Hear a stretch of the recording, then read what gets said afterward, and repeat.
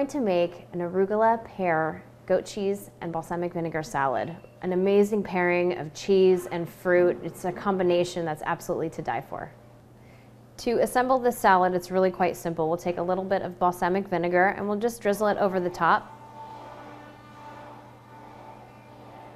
Don't really need to add too much of the balsamic vinegar. It can get too strong and overpower the rest of your flavor.